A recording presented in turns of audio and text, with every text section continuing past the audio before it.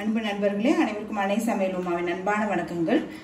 இன்னைக்கு அன்னை சமையல்ல பார்க்க போறது நாட்டுக்கோழி குழம்பு. இது இட்லி, தோசை, சாதத்துக்கு சூப்பரா இருக்குங்க.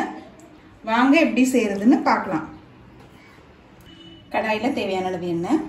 இப்போ நாட்டுக்கோழி குழம்புக்கு மசாலா அரைச்சிக்கலாங்க. 15 சின்ன வெங்காயம்,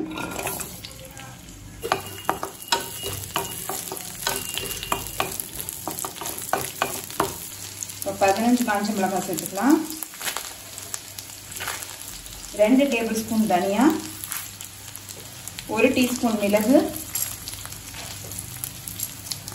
1 டீஸ்பூன் சீரகம், 1 டீஸ்பூன் சோம்பு. இப்போ இது எல்லாத்தையும் ஸ்லோலே வச்சு நல்ல வாசனை வர்ற வரைக்கும் வறுத்துக்கலாங்க. நீங்கள் நாட்டுக்கோழி குழம்புக்கு இவ்வளோ மசாலா அரைச்சி போட்டிங்கன்னா தான் டேஸ்ட் நல்லா இருக்குங்க. நான் 1 கிலோ நாட்டுக்கோழி எடுத்துருக்கேன், அதனால் இவ்வளோ மசாலா போடுறேன். நீங்கள் விருப்பப்பட்டீங்கன்னா மிளகாயோட அளவு கம்மியாக கூட போட்டுக்கலாம். இப்போ இது எல்லாத்தையும் நல்லா வாசனை வர வரைக்கும் வறுத்தாச்சு. இப்போ இது கொஞ்சம் நேரம் ஆறின பிறகு நம்ம மிக்சியில் நைஸாக அரைச்சிக்கலாங்க. கடாயில் தேவையான அளவு நல்லெண்ணெய். நீங்கள் நாட்டுக்கோழி குழம்பு நல்லெண்ணெயிலே பண்ணிங்கன்னா டேஸ்ட் ரொம்பவே நல்லா இருக்குங்க. 3 பட்டை, 3 கிராம்பு, 2 ஏலக்காய், 1 டீஸ்பூன் சோம்பு,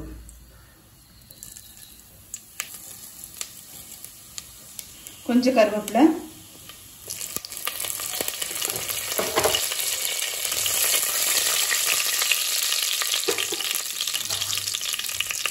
ரெண்டு வெங்காயத்தை சேர்த்துக்கலாங்க.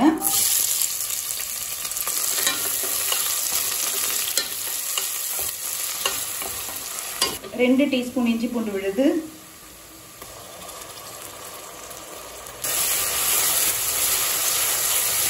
2 தக்காளி,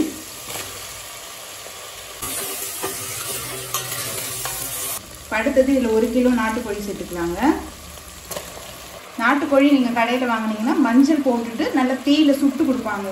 ஏன்னா மேலே வந்து நல்ல முடியெல்லாம் இருக்கும், அதுக்காக நல்லா சுட்டு கொடுப்பாங்க. தேவையான அளவு உப்பு, கொஞ்சம் மஞ்சள்தூள்,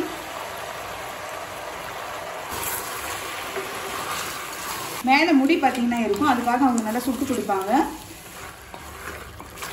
அதே மாதிரி நாட்டுக்கோழி நீங்கள் வாங்கும்போது தோலோடு போட்டிங்கன்னா தான் நல்லா டேஸ்ட்டாக இருக்குங்க. நல்லா வதக்கிடுங்க. இப்போ நம்ம அரைச்சி வச்சிருக்க மசாலாவை இது கூடவே சேர்த்துக்கலாங்க.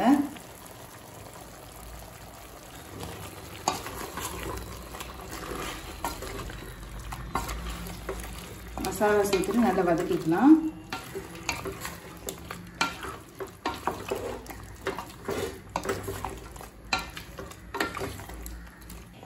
இப்போ இது கூடவே 1 கப் தண்ணி சேர்த்துக்கலாங்க. மூடி போட்டு குக்கர்லேருந்து 4 விசில் வந்தோடனே இறக்கி வச்சிடலாம். 1/2 கப் தேங்காய் துருவல், 1 டீஸ்பூன் கசகசா. இப்போ இது ரெண்டுத்தையும் மிக்சியில் நைஸாக அரைச்சிக்கலாங்க. இப்போ குக்கர்லேருந்து 4 விசில் வந்துருச்சுங்க.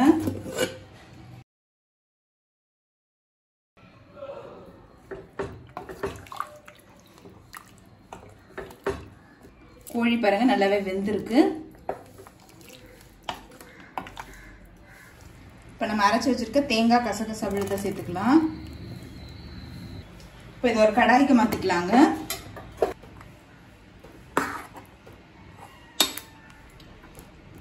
தேங்காய் சேர்த்துட்டு ஒரு 2 நிமிஷம் நல்லா கொதிக்கட்டும்.